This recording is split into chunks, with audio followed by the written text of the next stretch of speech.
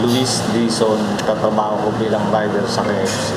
Ang trabaho namin ay maghatid ng pagkain sa mga gustong umorder. Kahit na may okasyon, ginagawa ko po ito para sa mga anak ko rin. Ngayong Pasko, hindi muna kami magkakasama.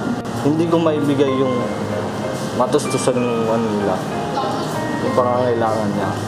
Kahit isang araw lang po makapag-celebrate kami ng Pasko. Gusto ko mapasaya rin yung magulang ko na kung ano yung ginawa nila sa akin nung ako'y maliit pa, ibabalik ko po sa kanila yun. Aalagaan ko po sila at mamahalin hanggat ako'y nabubuhay.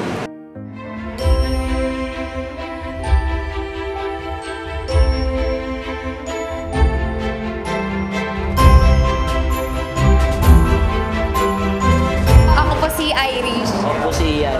So, nandito po kami ngayon para samahan si Lolo at si Lola para surprisein po namin si Papa. So, excited na po kami.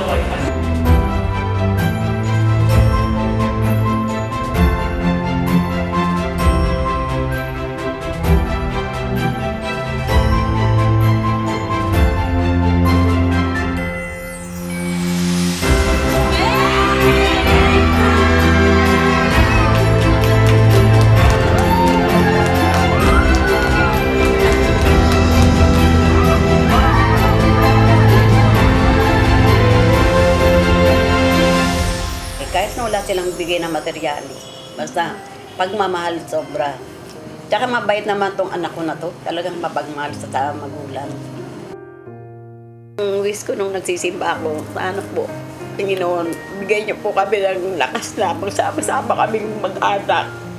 Lalong-lalo na napakalayo niya sa akin. Salamat po na at natupad yung wish namin. Kahit na siya lang ang kapiling ko ng Pasko, napakaligaya ko.